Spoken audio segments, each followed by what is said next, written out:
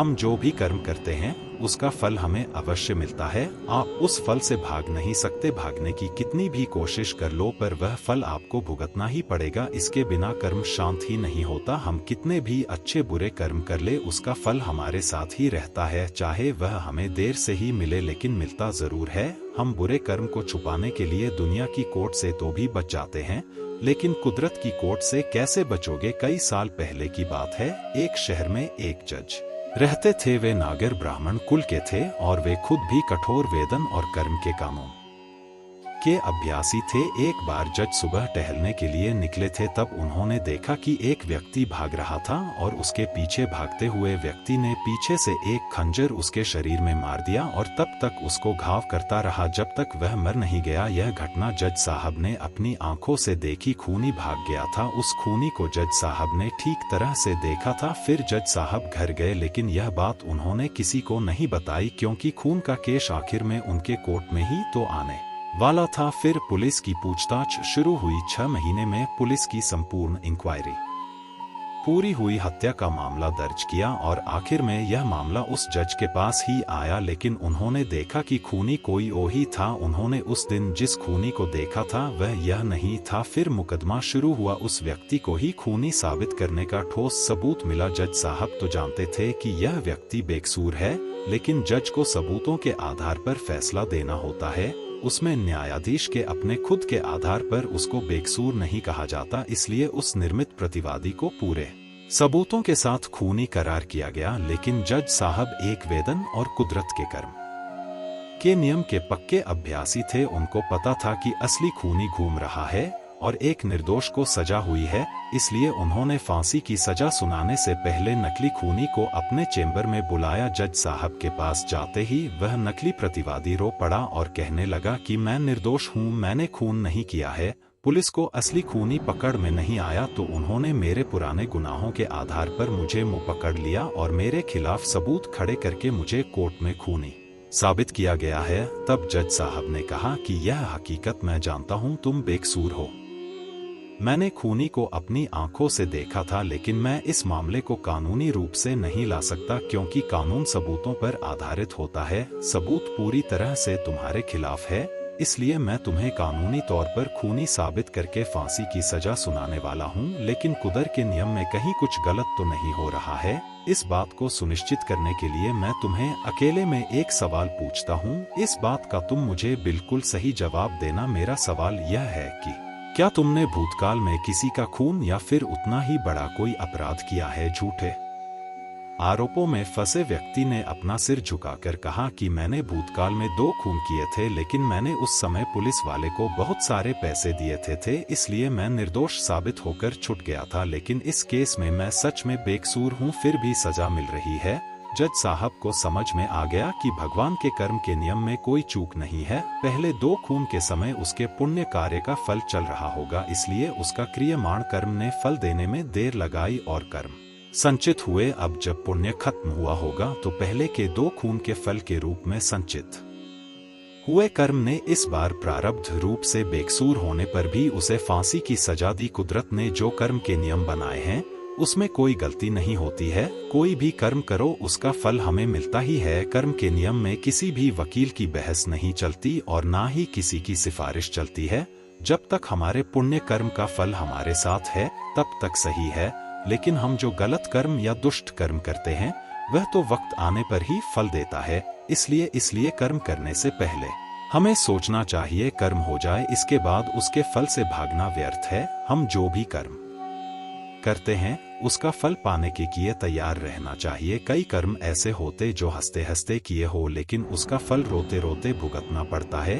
दुर्योधन ने एक अबला स्त्री को दिखाकर अपनी जंघा ठोकी थी तो उसकी जंघा तोड़ी गई। दुशासन ने छाती ठोकी तो उसकी छाती फाड़ दी गई। महारथी कर्ण ने एक असहाय स्त्री के अपमान का समर्थन किया तो श्री कृष्ण ने असहाय दशा में ही उसका वध कराया। भीष्म ने यदि प्रतिज्ञा में बंध कर एक स्त्री के अपमान को देखने और सहन करने का पाप किया तो असंख्य तीरों में बिंकर अपने पूरे कुल को एक एक कर मरते हुए भी देखा भारत का कोई बुजुर्ग अपने सामने अपने बच्चों को मरते देखना नहीं चाहेगा, पर भीष्म अपने सामने 4 पीढ़ियों को मरते देखते रहे। जब तक सब देख नहीं लिया तब तक मर भी ना सके, यही उनका दंड था। धृतराष्ट्र का दोष था पुत्र मोह, तो 100 पुत्रों के शव को कंधा देने का उन्हें दंड मिला। 100 हाथियों के बराबर बल वाला धृतराष्ट्र सिवाय रोने के और कुछ नहीं कर सका। दंड केवल कौरव दल को ही नहीं मिला था, बल्कि दंड पांडवों को भी मिला था। द्रौपदी ने वरमाला अर्जुन के गले में डाली थी, सो उनकी रक्षा का दायित्व सबसे अधिक अर्जुन पर था।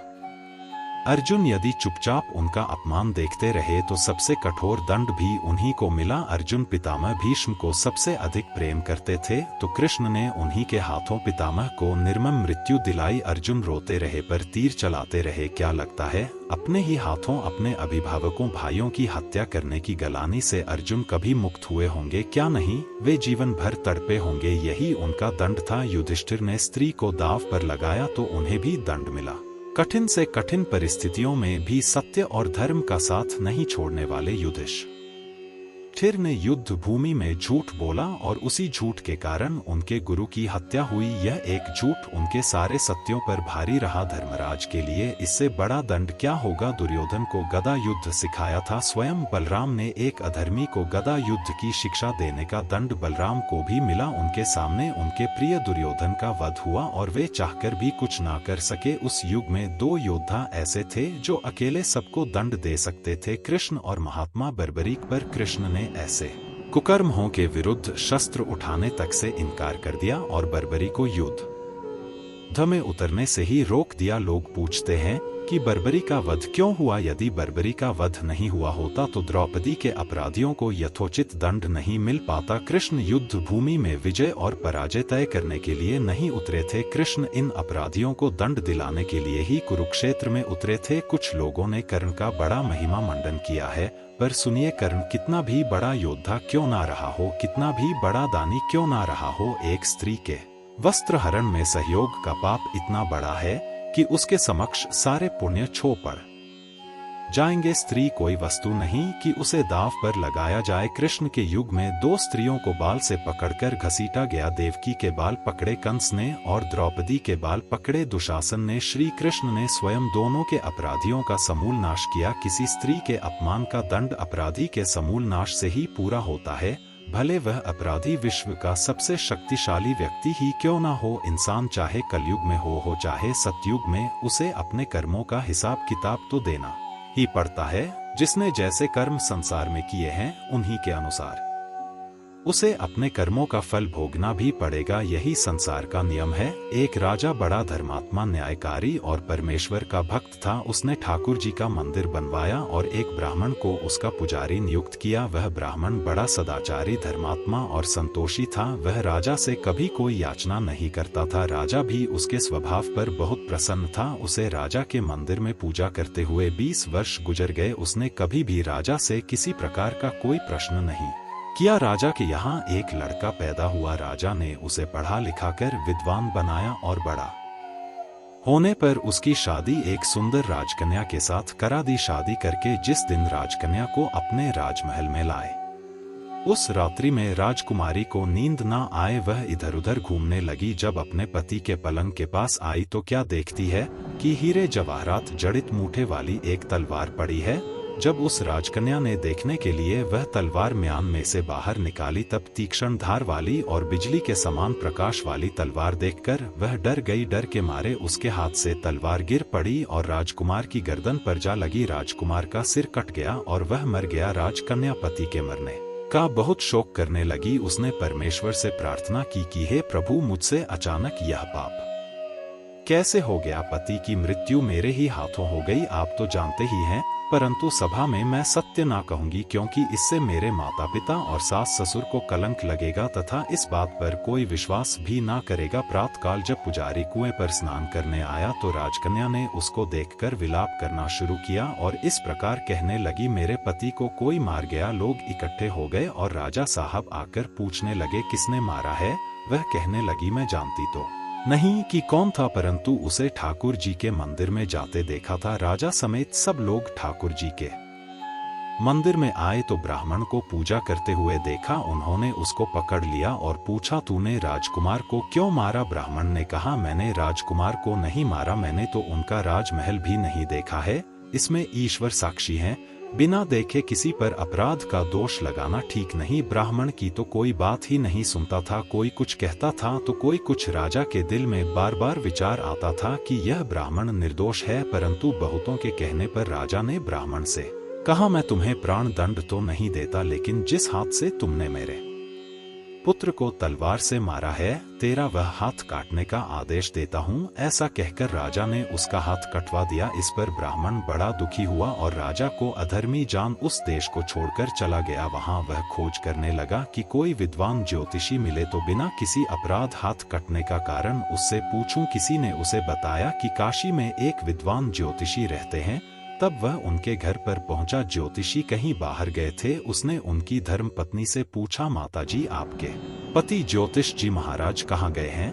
तब उस स्त्री ने अपने मुख से अयोग्य असह्य दुर्वचन कहे, जिनको सुनकर वह ब्राह्मण हैरान हुआ और मन ही मन कहने लगा कि मैं तो अपना हाथ कटने का कारण पूछने आया था, परंतु अब इनका ही हाल पहले पूछूंगा। इतने में ज्योतिषी आ गए। घर में प्रवेश करते ही ब्राह्मणी ने अनेक दुर्व कहकर उनका तिरस्कार किया, परंतु ज्योतिषी जी चुप रहे और अपनी स्त्री को कुछ भी नहीं कहा। तदनंतर वे अपनी गद्दी पर आ बैठे। ब्राह्मण को देखकर ज्योतिषी ने उनसे कहा, कहिए ब्राह्मण देवता, कैसे आना हुआ? आया तो था अपने बारे में पूछने के लिए, परंतु पहले आप अपना हाल बताइए कि आपकी पत्नी अपनी जुबान से आपका इतना तिरस्कार क्यों करती है, जो किसी से भी नहीं सहा जाता और आप सहन कर लेते हैं। इसका कारण क्या है? यह मेरी स्त्री नहीं, मेरा कर्म है। दुनिया में जिसको भी देखते हो, अर्थात भाई, पुत्र, शिष्य, पिता, गुरु संबंधी जो कुछ भी है, सब अपना कर्म ही है। यह स्त्री नहीं, मेरा किया हुआ कर्म ही है, और यह भोगे बिना कटेगा नहीं। अवश्य में भोगत व्यकृतम कर्म शुभा शुभम ना भुक्त यते कर्म कल्प कोटि शतेरप। अपना किया हुआ जो भी कुछ शुभ अशुभ कर्म है, वह अवश्य ही भोगना पड़ता है। बिना भोगे तो सैकड़ों करोड़ों कल्पों के गुजरने पर भी कर्म नहीं टल सकता। इसलिए मैं अपने कर्म खुशी से भोग रहा हूँ और अपनी स्त्री की ताड़ना भी नहीं करता, ताकि आगे इस कर्म का फल ना भोगना पड़े। महाराज, आपने क्या कर्म किया था? सुनिए, पूर्व जन्म में मैं कुआ था और मेरी स्त्री गद्दी थी। इसकी पीठ पर फोड़ा था। फोड़े की पीड़ा से यह बड़ी दुखी थी और कमजोर भी हो गई थी। मेरा स्वभाव बड़ा दुष्ट था, इसलिए मैं इसके फोड़े में चोंच मारकर इसे ज्यादा दुखी करता था। जब दर्द के कारण यह कूदती थी तो इसकी फजीहत देखकर मैं खुश होता था।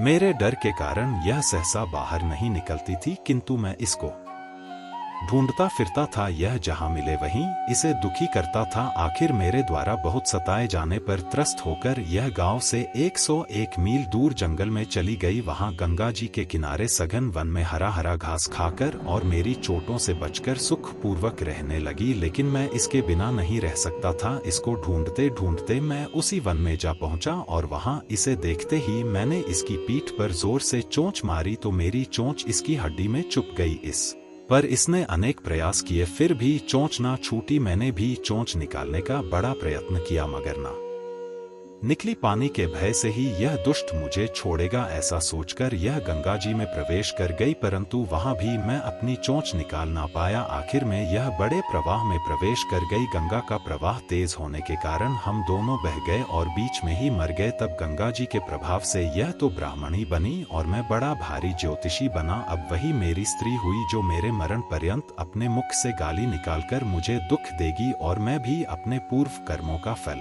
समझकर सहन करता रहूंगा। इसका दोष नहीं मानूंगा, क्योंकि यह किए हुए कर्मों का ही फल है, इसलिए मैं शांत रहता हूँ। अब अपना प्रश्न पूछो। ब्राह्मण ने अपना सब समाचार सुनाया और पूछा, अधर्मी पापी राजा ने मोह निरपराध का हाथ क्यों कटवाया? ज्योतिषी ने कहा, राजा ने आपका हाथ नहीं कटवाया, आपके कर्म ने ही आपका हाथ कटवाया है। ब्राह्मण, किस प्रकार पूर्व जन्म में आप एक तपस्वी थे और राजकन्या गौ थी तथा राजकुमार कसाई था। वह कसाई जब गौ को मारने लगा तब गौ बेचारी जान बचाकर आपके सामने से जंगल में भाग गई। पीछे कसाई आया और आपसे पूछा कि इधर कोई गाय तो नहीं गई है?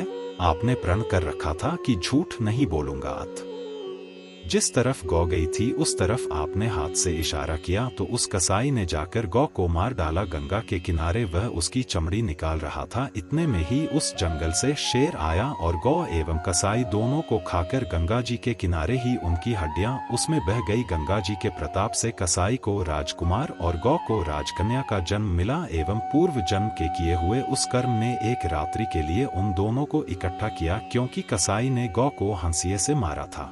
इसी कारण राजकन्या के हाथों अनायास ही तलवार गिरने से राजकुमार का सिर कट गया और वह मर गया। इस तरह अपना फल देकर कर्म निवृत्त हो गया। तुमने जो हाथ का इशारा रूप कर्म किया था उस पाप कर्म ने तुम्हारा हाथ कटवा दिया है, इसमें तुम्हारा ही दोष है, किसी अन्य का नहीं। ऐसा निश्चय कर सुख पूर्वक रहो, कर्म फल का भोग टलता नहीं। कितना सहज है ज्ञान संयुक्त जीवन। यदि हम इस कर्म सिद्धांत को मान ले और जान ले तो पूर्वकृत गौर से गौर कर्म का फल भोगते हुए भी हम दुखी नहीं होंगे, बल्कि अपने चित्त की समता बनाए रखने में सफल होंगे। भगवान श्री कृष्ण इस समत्व के अभ्यास को ही समत्व योग संबोधित करते हैं, जिसमें दृढ़ स्थिति प्राप्त होने पर मनुष्य कर्म बंधन से मुक्त हो जाता है।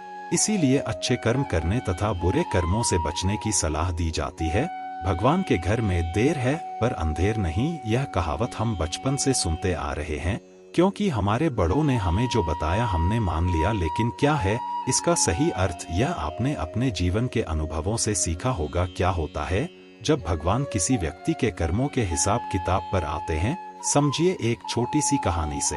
दो व्यक्ति मरने के बाद भगवान की अदालत में पहुंचे, जहां उनके कर्मों का हिसाब किताब होना था। भगवान ने चित्रगुप्त को कहा, मृत्यु लोक से इन दोनों व्यक्तियों के हिसाब किताब के चौपड़ लेकर आओ। दोनों व्यक्तियों के हिसाब का चौपड़ा लाया गया। देखने पर मालूम पड़ा कि जो व्यक्ति अभी बेईमान है वह पहले बहुत ही ईमानदार हुआ करता था। उसने इतने अच्छे कर्म किए थे, इतनी ईमानदारी रखी थी कि बहुत बड़ा भाग्य उसको प्राप्त होना था। लेकिन उसके भाग्य प्राप्ति से पहले अंतिम परीक्षा आई। उस परीक्षा के आने पर उसने अपना धीरज खो दिया और वहां से उसने अपने जीवन का रास्ता बदल दिया और बेईमानी वाला जीवन अपना लिया। अब जो भाग यह उसे मिलने वाला था वह कम होते होते इतना कम रह गया कि एक बटुआ ही मिला, जिसमें केवल 1000 रुपए थे। देखा जाए तो वैसे उसके नसीब में क्या था, बेईमानी का रास्ता अपनाने से उसका प्रारब्ध प्रभावित हो गया। इसीलिए भगवान चाहकर भी उसे कुछ अधिक नहीं दे सकते थे, क्योंकि विधि के विधान के आगे भगवान भी विवश है।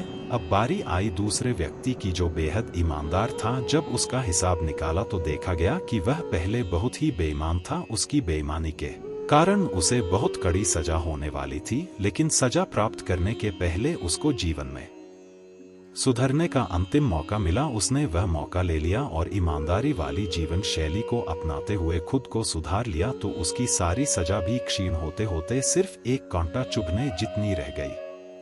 उसे जो कांटा चुभा वह उसकी ईमानदारी का फल नहीं था, बल्कि उसके पूर्व बेईमानी वाले जीवन की इतनी ही सजा बची रह गई थी। भगवान हर बुरे व्यक्ति को भी सुधरने का मौका देता है और हर अच्छे व्यक्ति की अच्छाई की परीक्षा भी लेता है। संसार में आज कई लोग कहते हैं कि बेईमानी से जीवन जियो तो मौज करोगे, लेकिन यह मौज थोड़े समय का है, क्योंकि जैसे ही पुण्य का फल क्षीण होगा उसके बाद जो भोगना होगा वह बेहद मुश्किल होगा। किस कर्म का फल कब और कैसे भोगना होगा यह परमेश्वर की शक्तियां निष्पक्ष रूप से तय करती हैं। जहां तक मनुष्य का संबंध है उसके बस में तो केवल कर्म करना ही है, कर्मफल उसके बस में नहीं होते। मनुष्य योनि में उत्पन्न हुए जीवों के द्वारा अपने जीवन काल में किए गए सभी शारीरिक, वाचिक एवं मानसिक कर्मों का विभिन्न शक्तियां प्रकृति के अचूक नियमों के अनुसार फल देती हैं।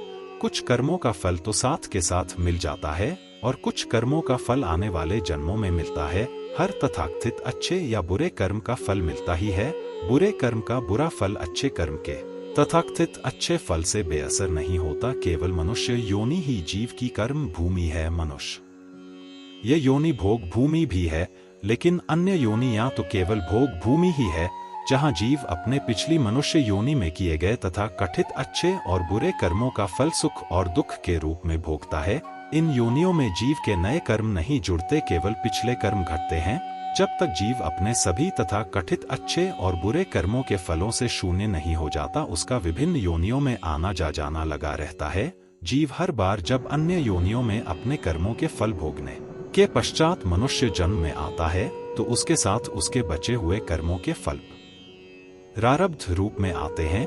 प्रारब्ध के अनुसार ही उसे साधारण, मध्यम या उच्च स्तरीय परिवार, परिजन एवं सामाजिक वातावरण मिलता है और उसके जीवन में कभी सुखदायी तो कभी दुखदायी परिस्थितियां उत्पन्न होती हैं।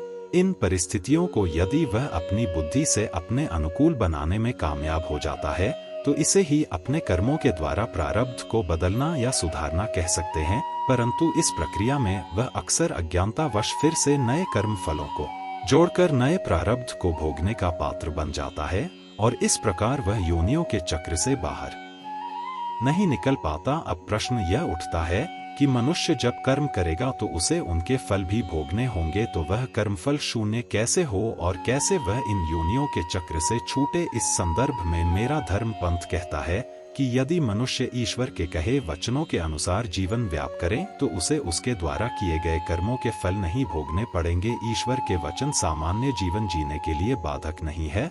यह वचन मुख्यतः यह कहते हैं कि हम जो कुछ भी करें इस बात का ख्याल रखें कि हम कोई भी क्रिया करते हुए किसी भी प्राणी के शारीरिक, मानसिक या भावनात्मक दुख का कारण ना बने। इसके अतिरिक्त जो परमेश्वर के वचन हैं वे हमसे कोई असामान्य, हठ योगिक, कठिन कार्य करने को नहीं कहते। वे केवल हमसे अपनी प्राकृतिक आवश्यकताओं की पूर्ति करते हुए और अपने स्वधर्म को निभाते हुए विकृति रहित स्वस्थ जीवन जीने के लिए कहते हैं। स्वधर्म अर्थात अपने परिवार, अपने समाज और मानवता के प्रति हमारे कर्तव्य। हमारे इस उपक्रम के लिए परमेश्वर हम तक आवश्यक ज्ञान पहुंचाने का कोई ना कोई निमित्त बना देते हैं। परमेश्वर को हमसे कुछ नहीं चाहिए, बस हमें ही इस अमूल्य मनुष्य जन्म को सार्थक करने की आवश्यकता है। अपने जीवन को निष्काम होकर जीते हुए, पाप पुण्य रहित बनाकर रामायण हिंदू धर्म के सबसे महान ग्रंथों में से एक है, जिसे पढ़ने या सुनने मात्र से एक अद्भुत शांति की प्राप्ति होती है। इसमें वर्णित एक एक प्रसंग हमें जिंदगी जीने व उसे अनुभव करने की कला सिखाता है। इन प्रसंगों से सीख लेकर हम अपने जीवन को सही रास्ते पर चला सकते हैं। रामायण से एक और हमें सबसे बड़ी सीख मिलती है, वह तो आप जानते ही हैं कि बुराई के आगे हमेशा अच्छाई की ही जीत होती है। कई बार हमारे जीवन में कई ऐसी घटनाएं घटती है जो हमें निराशा की ओर ले जाती हैं और हमें लगने लगता है कि ऐसा मेरे साथ ही क्यों हुआ। लेकिन सही मायनों में ऐसी घटनाएं हमारे कर्मों का ही नतीजा होती हैं, जिनमें से हमें होकर गुजरना ही पड़ता है। हमारे अच्छे बुरे कर्म ही हमारा भाग्य बनाते हैं। भगवान राम के वनवास के समय राजा दशरथ को एहसास हुआ कि अच्छे व बुरे कर्मों के फल से ही भाग्य बनता है। कोई भी व्यक्ति जैसा काम करेगा उसके भाग्य का निर्माण भी वैसा ही होगा। जब श्री राम, सीता और लक्ष्मण के साथ वनवास को चले गए तो राजा दशरथ उनके योग में दिन रात तड़पने लगे। राजा दशरथ यह समझ गए कि ऐसा तो होना निश्चित था, इसे वे टाल नहीं सकते थे, क्योंकि नियति ने यह सब पहले से ही तय कर रखा था। तभी तो उन्हें पुत्र वियोग मिला है।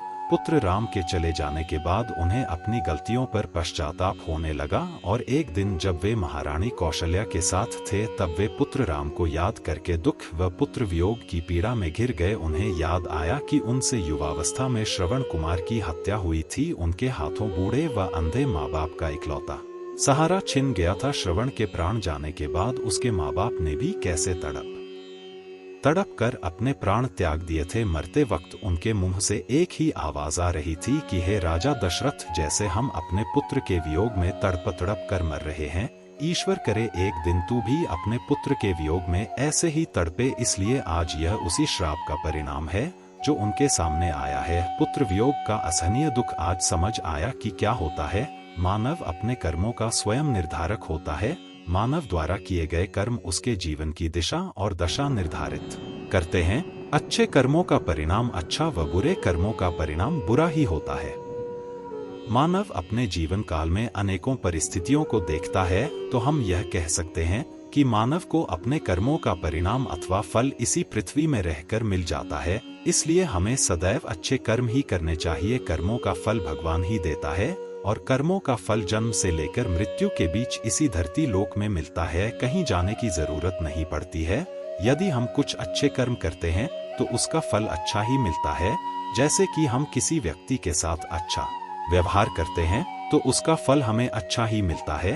यदि हम किसी के साथ बुरे कर्म करते यानी कि किसी व्यक्ति के साथ बुरा करते हैं, उसका फल हमें भी बुरा ही मिलेगा। बहुत से लोगों का मानना है कि कर्मों का फल मरने के बाद ऊपर जब हम भगवान के पास जाते हैं तो हमें वहीं पर कर्मों का फल मिलता है, लेकिन भागवत गीता में कहा गया है कि कर्मों का फल आपको पृथ्वी लोक पर ही भुगतना पड़ेगा, यानी कि जो व्यक्ति जैसा कर्म करेगा उसे उसी के अनुसार पर भी प्राप्त होता है। जैसे कि कोई व्यक्ति अच्छा कार्य करता है तो उसे अच्छे फल की प्राप्ति होती है, और यदि कोई बुरा कर्म करता है तो उसे नर्क की प्राप्ति होती है। इसलिए हमें कभी भी किसी के साथ बुरा नहीं करना चाहिए, हमेशा सबके बारे में हित ही सोचना चाहिए। हमारे द्वारा पृथ्वी लोक में किए गए कर्मों का फल भगवान ऊपर देता है। जो व्यक्ति जैसा कर्म करता है उसे भगवान स्वर्ग या नर्क में भेजता है और उसके हिसाब से ही उसे दंड दिया जाता है। हर व्यक्ति के लिए अलग अलग दंड दिए जाते हैं। अगर कोई व्यक्ति बहुत पुण्य करता है तो उसे वैकुंठ भेजा जाता है, लेकिन अगर कोई व्यक्ति गलत काम और बहुत पापी होता है तो उसे भगवान नर्क में भेजते हैं। मुरलीधर ने कहा था कि संसार का सबसे बड़ा महापाप किसी औरत की इज्जत से खेलना है। जो व्यक्ति किसी औरत की इज्जत के साथ खेलता है वह इस दुनिया का सबसे बड़ा पाप करता है। नारी शक्ति ऐसी शक्ति है जिसका अंदाजा लगाना बहुत ही मुश्किल है। नारी को संसार में सबसे ज्यादा पूजनीय माना गया है। नारी का अपमान पूरे ब्रह्मांड को बर्बाद कर देने के बराबर होता है। संसार में नारी हर रूप में अपने बच्चे का पालन पोषण करती है, जिसे हम प्यार की भाषा में माँ कहते हैं। यही नारी अलग अलग रूप में ममता का सागर होती है। वह कभी माँ, कभी पत्नी, कभी बहन, हर रूप में केवल स्नेह और ममता ही बांटती है। हर ग्रंथ में कहा गया है कि नारी का सम्मान करना चाहिए, अन्यथा नारी को कष्ट देने वाला व्यक्ति पता नहीं कितने पापों का भोगी बनता है। मनुस्मृति में कहा गया है, जहाँ नारी व स्त्री की पूजा, सत्कार, मान सम्मान तथा आदर नहीं होता, वहाँ दिव्य गुणों से युक्त मनुष्य व देवता निवास नहीं करते। वहाँ सभी व्यवस्थाएं व क्रियाएं निष्फल होती हैं। इसका अर्थ यह भी है कि जिस समाज में नारी का सम्मान व आदर नहीं होता, जहाँ नारियों के अपमान, तिरस्कार, बलात्कार, उनको जलाने, दहेज के ये कष्ट देने, उनको भोग की वस्तु समझने आदि जैसे कुत्सित होते हैं, वहाँ देवता नहीं अपितु अज्ञानी, मूर्ख, राक्षस व राक्षसी प्रवृत्तियों के लोगों का निवास रहता है। वहीं जो भी जातक यह कुकर्म करते हैं उन्हें जन्म जन्मांतर तक इसकी सजा भुगतनी होगी। दुनिया के किसी भी धर्म एवं धर्म ग्रंथों में जीव हत्या करने का अधिकार किसी को नहीं दिया गया। जीव को जन्म देना और उसकी मौत होना ईश्वरीय कार्य बताए गए हैं। अजन्म शिशु को चाहे वह कन्या हो अथवा पुत्र गर्भ में ही समाप्त कर देना जघन्य अपराध भी और धर्म अनुसार महापाप भी। ग्रंथों के अनुसार महाभारत काल में योगी राज कृष्ण ने अमृतत्व प्राप्त करने वाले गुरु द्रोण के पुत्र अश्वत्थामा को भ्रूण हत्या के प्रयास दंड देते हुए उसकी अमूल्य धरोहर मणि छीन ली थी, जिसके अभाव में शक्ति विहीन हो गया था। उल्लेखनीय है कि अभिमन्यु की पत्नी उत्तरा के गर्भ में पल रहे शिशु को मारने का प्रयास अश्वत्थामा ने किया था। तब उसकी रक्षा के लिए स्वयं भगवान कृष्ण ने उत्तरा के गर्भ में प्रवेश कर भ्रूण रक्षा की थी। यही कारण है धर्म ग्रंथ में जीव अथवा भ्रूण हत्या के विरोधी है। धर्म ग्रंथों के अनुसार नारी को शक्ति का स्वरूप माना गया है। इसके लिए हर युग में महापुरुषों ने उसकी पूजा की है। नारी ने अपने गर्भ से महापुरुषों के साथ साथ ईश्वरीय शक्ति को भी जन्म दिया है। यही कारण कि नारी को जगत जननी एवं सृष्टि निर्माता भी कहा गया है और सृष्टि को समाप्त करने का अधिकार पृथ्वी लोक वासियों को किसी भी धर्म ग्रंथ ने नहीं दिया है। यही कारण है कि भ्रूण हत्या पाप ही नहीं महापाप भी है। जीवन में ऐसा ही ज्ञान अर्जित करते रहे, यही ज्ञान आपको जीवन में सफल बना सकता है। जो मनुष्य इस ज्ञान को सुनेगा, समझेगा और अपने जीवन में उतारेगा, उस मनुष्य के जीवन में कितना भी दुख क्यों न आए, वह उसे हंसते हंसते पार कर देगा। ऐसे ही वीडियो और पाने के लिए हमारे चैनल को सब्सक्राइब जरूर करें और वीडियो को लाइक करें। धन्यवाद। जय श्री राधे कृष्णा।